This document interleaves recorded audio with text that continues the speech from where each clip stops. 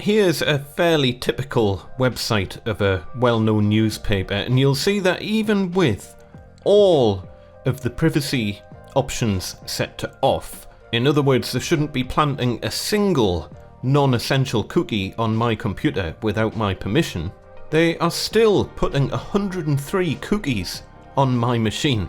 No idea what they do, I don't really care, they're clearly above the law. In the meantime though, on the Small Business Toolbox website, I've been on a mission to try and get this site completely cookie free. And you can see we're down to 3 cookies left. And of course, those are Google Analytics cookies. And today we're going to have a chat about how to ditch Google Analytics and switch over to an analytics platform that doesn't place a single cookie on your visitors' computers. And of course, the big advantage of that is then you don't have to have any annoying cookie warnings on your website. Hiya folks, welcome back to the Small Business Toolbox. If you have been following along with my Google Analytics series of videos, I've made a couple of videos now that basically explain that it's almost impossible to use Google Analytics now down to privacy grounds and the way it puts cookies on your machine, and you have to get permission from the end user who's looking at your website before you place those cookies. At least that's according to the ICO's guidelines. Now, I'm not going to bang on about that. You can watch my videos where I've already explained all of that side of things, but what I'm going to try and do today is switch Google Analytics off completely and switch over to a platform that uses no cookies. And of course, if your website doesn't use cookies, then you don't need annoying pop-up cookie warnings, which I think is a massive turn-off for anyone visiting a website these days. And why is all of this important? Well, if you've got a website, you need to know how many people are accessing your website. It's like a fairly fundamental thing. It doesn't really make any difference what sort of business you've got. A key metric for how well your business is doing is how many people are visiting your website to find out about your business. It doesn't matter if you're a plumber or you sell things online or you operate an IT company. A really good gauge of the potential that your business has got is whether or not people are searching for your products and services and your website's coming up. So you do need to know how many people are visiting your website, and there's a number of different ways you can do that.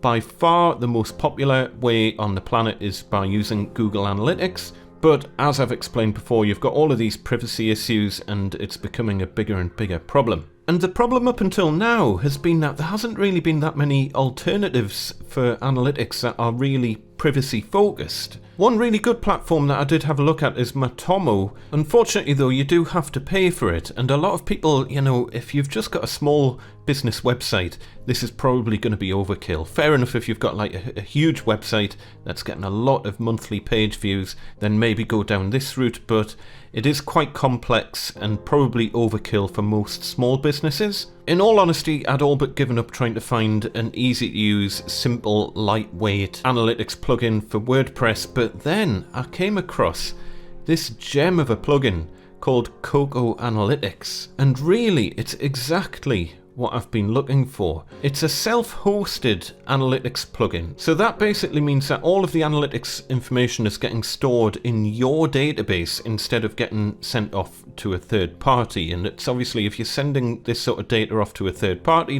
be it Google Analytics or Matomo or wherever it's going, then you do start to get into that grey area of whether or not you need third party consent and all this sort of thing. So the nice thing about Koko Analytics is that it's storing all of the analytics data in your own database on your website, on your own server. So it's all first party, it's not third party in any way. So what I've done, I've run Koko alongside Google Analytics for a couple of months on a few different websites to try and get a comparison, because of course the main feature of Koko Analytics is that it doesn't use cookies. And it did concern me a little bit, if it can't place a cookie on your machine, how does it know whether or not a repeat visitor is coming back? And the answer in short is that it doesn't.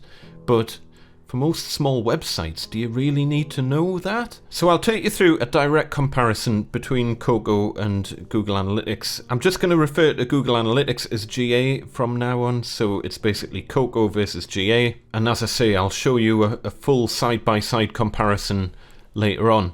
I'll quickly explain some of the features. As I say, this is a WordPress plugin. If you're not on a WordPress website, then you forget about this. This is a WordPress plugin. I've already made a whole series of videos about how to build your own free WordPress website, so I'll include a link to those in the description. As you can see, it uses no external services. Any data about your visitor never leaves your website. No personal information is tracked, nothing that can track back to an individual visitor. It's fast. As I say, I've had it running on a few websites now for a few months and it hasn't had any impact on the speed of the website at all. Of course, there's the option not to use cookies at all, and that for me is the main priority of using this plugin. You've got the option to exclude certain user roles from being tracked. You've got the option to automatically delete older data. I'll not go through all those because it's boring, but GDPR compliant by design, which is really key to this. This is what it looks like once you've got it installed onto your website, onto your WordPress website. So I'm going to show you a comparison on two different websites. This is GA, so this is your typical kind of Google Analytics stats that you're going to see when you first log on to your kind of homepage of GA. And you can see you've got it split up by the main kind of audience overview section here. You've got active users, how many users were returning to your website, where the users are coming from, what country they're coming from, users by time of day, and all that sort of thing. I'll tell you right now, Koko does not give you this depth of analytics. Not at all. And if you are reliant on having this kind of depth of knowing where in the world your visitors are coming from and things like that, then Koko probably isn't going to be the analytics platform for you. But if all you want is a very basic overview of how many users are visiting your website and when and what are your top pages and where they're coming from and things like that, then Koko should be absolutely fine. So I'm going to show you for two different websites. This is site number one here, relatively small site that I look after, and by default it's showing you 30 days or the last 30 days of traffic on the homepage. I think you can change what that default is, but I've set it to the last 30 days. And comparing that to Koko Analytics, this is all you see on your Koko Analytics little widget dashboard here that shows up on the homepage of WordPress. And by default, it shows the site visits over the last 14 days. I don't think you can change that, but obviously you can drill down into this, and you drill into that by clicking the little analytics option over on the left-hand side there. And then once you click on that, this is what you see. So you basically get a view of your total visitors and total page views summarized by month over time. You can see the default date range at the minute is set to, well, it's set to the entire year at the moment, so it's showing you a year worth of stats. We've got the total number of visitors, total number of page views, and the number of real-time page views in the last hour. So that's the default information. Then down the left-hand side here, we've got your top pages, and I'll go through that in a minute. I'll do a quick analysis of the top 10 pages on a couple of websites so you can see how it differs between GA and Koko.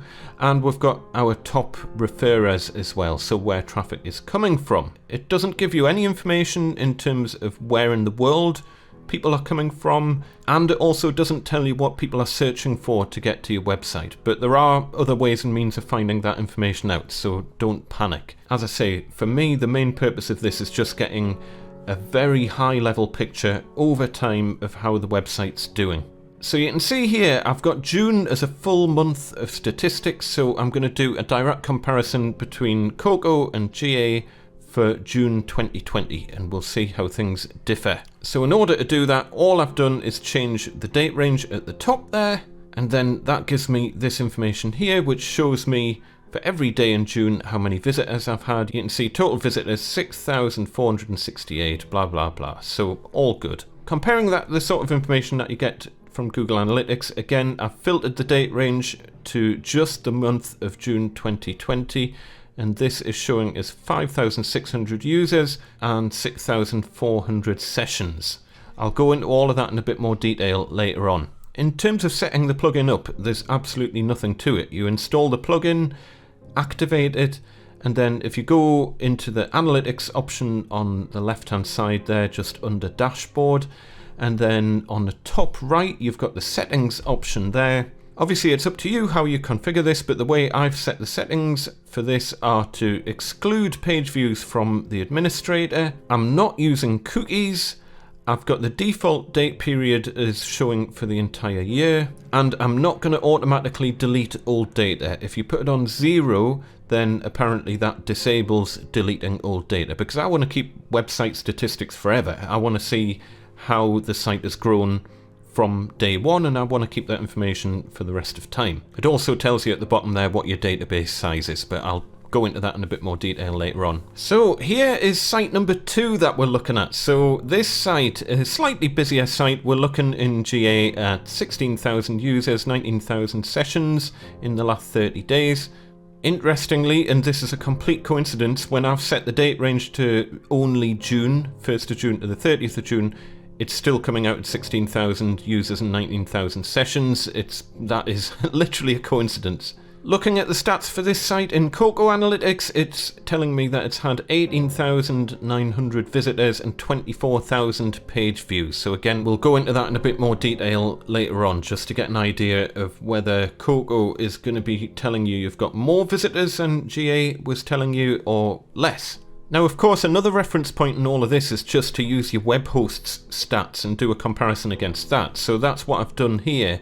So for this particular site, I've filtered this down to June 2020, and it's saying that I've had 20,403 unique visitors. For the same period, Google Analytics is saying that I had 16,000 users, which I'm assuming by users that means unique users. And Koko Analytics has said that it's 18,900, so basically in between those other two figures. So that's quite interesting. There's a number of different possible reasons for that. I'll explain that later on, why no two analytics platforms are going to give you exactly the same figures. Just briefly comparing the top 25 pages as well, I'll just show you for one of them, but basically we're looking at this figure here, 3,440 in the month of June for the top page. Google Analytics said 3,420, so very close there.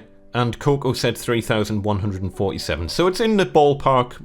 As I say, you're never going to get it matching up perfectly. One other thing I just wanted to show you as well, just getting a little bit nerdy. I mean, I'm no expert in this sort of stuff, but I just wanted to show you how lightweight this is, because Koko basically adds, by the looks of it, it adds these 4 tables into your database, and you can see the table sizes over there. They're absolutely tiny. And this is just beautifully simple how it works. We're literally looking at, for example, 22nd of May 2020, there were 616 visitors and 767 page views.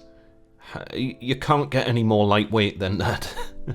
No superfluous data is being logged whatsoever. It's so straightforward, it's fantastic. And then this is a table where it's logging how many visitors you're getting per page of your site. So for example, how does it know that one post or page is more popular than another? Well, this is how it knows. For example, on the 18th of May, post ID 1163, which you don't need to know what that is, but it's one of my posts on this particular website, had 2 visitors, and that counted as 2 page views. In terms of the overhead that all of these stats have going into your own database, you can see the database size on this particular website is 24.8 meg, so 24,800 for argument's sake. Here's the 4 tables that Koko's using. So we've got, what's that, 16, 16, 16, and 32. So that's 80 kilobytes over a total database size of 24,800. So it's basically 0.3% it's added on to the size of the database. It's like nothing. So let me show you how these two websites compare in terms of the numbers between Koko and Google Analytics. So site number 1 here, we're showing 6,468 total visitors versus 5,600 that Google Analytics thinks the site had in that period of time. This is for June 2020. And we've got 7,961 total page views. Google Analytics thought it was 6,400. Now, I don't know if you can compare those figures directly or not. It could be that they're measured in different ways. It could also be that one of the reasons that Google Analytics might be coming lower than Koko is that there are browsers that just completely block Google Analytics and it just won't add to your stats at all.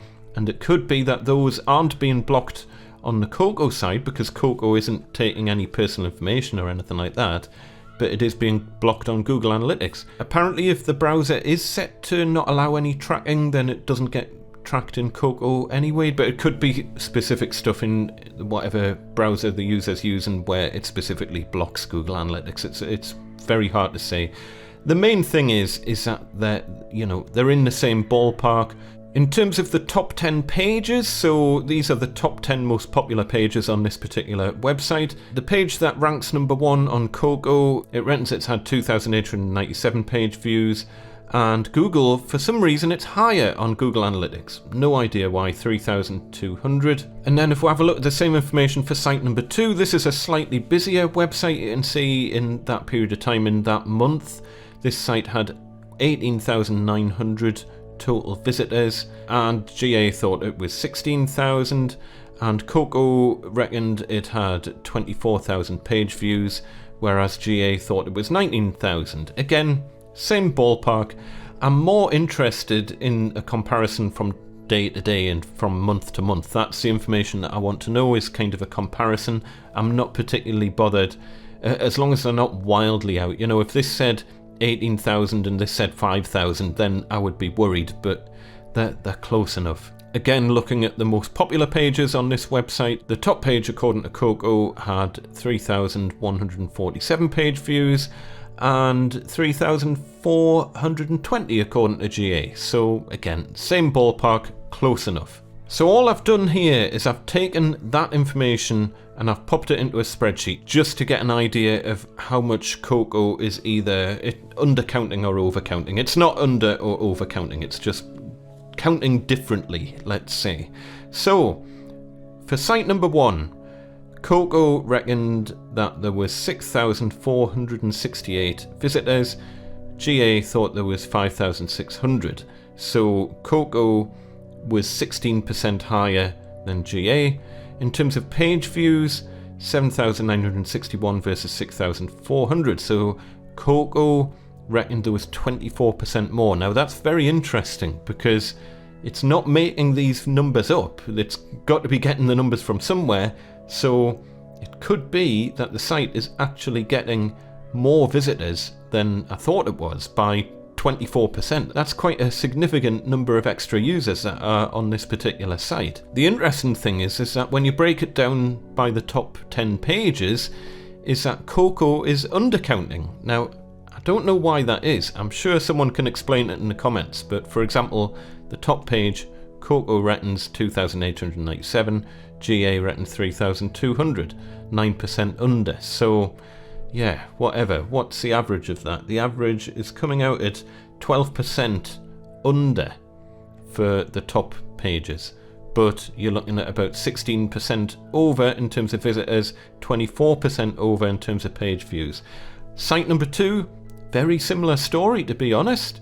On site number 2, it worked out at about 18% overcounting for Koko Analytics in terms of visitors, and 26% higher than Google Analytics for page views. And by the way, Koko refers to it as visitors and page views, GA refers to it as users and sessions. I couldn't tell you if those are counting exactly the same information. That's a very difficult thing to work out. If anyone knows, let us know in the comments. Again, when you look at the top 10 pages, top 10 ranked pages, they average out at 9% under what GA reckons. So Koko is undercounting those pages compared to GA, but it's overcounting the overall site statistics for whatever reason. As I say, it could be down to browsers that are blocking GA stats. It could be anything. For me, I'm not particularly bothered. It's close enough. It's in a ballpark that I'm happy with. And in all honesty, I'm happy now to ditch GA completely and just stick with Koko Analytics. I think this is absolutely fantastic. So let's get that done. As you can see, the Small Business Toolbox website has 3 cookies in use from Google Analytics. Let's get rid of them. So I'm using the Insert Headers and Footers plugin to insert the code needed for GA to work on my website. So all I'm going to do is take out the header script that switches GA on, do save. I've just brought up a new incognito browser window onto my Small Business Toolbox website. Let's have a look. 0 cookies. Check it out. No cookies. No cookie warning needed. Job's a good one. Thank you, Koko Analytics. Absolutely awesome. On all of the websites that I look after, I do try and make use of data protection by design and default. Sometimes it's quite difficult to achieve that, but I think this plugin, Koko Analytics, goes a long way to helping you do that, and absolutely over the moon with it. So thank you so much. I think it's Danny who wrote the plugin, Danny Van Kooten, I think. Again, if I've got that wrong, please correct me in the comments, but thank you, thank you, thank you. This ticks all of the boxes for me. One other thing that I'll probably cover off in a separate video, to be honest, is that once you've switched your analytics off, obviously you probably want to keep all of your historic analytics information from Google Analytics, and I'll make a separate video about how I would go about archiving that information. It's relatively straightforward, but I would suggest that you back up that information before just deleting your GA accounts. As I say, a bit too much for this video. If you want to know more about that, let us know in the comments and I might make a separate video about it. And as I say, worst case scenario, if I desperately need to know where in the world my visitors are coming from, then I can check that in AWS stats on the web host. But that's not a thing that changes very often. So if all of my visitors are coming from America last month, then they're probably all going to come from America this month as well. I don't really need to check that on a month-by-month basis. But what I do want to know on a month-by-month basis is the total number of visitors to the site and what the most popular pages are on the site. And Koko does a splendid job of that. So yeah, brilliant stuff. I'm a happy man. Let me know what you think in the comments, especially if you've been using Koko for a while now, because I've only been using it for about 3 months or thereabouts, so yeah, I'm impressed so far. If you're new to the site, don't forget to hit subscribe for more videos that are specifically aimed for small businesses and self-employed folk in the UK. For now, take care folks, and I shall see you next time. Tatty bye!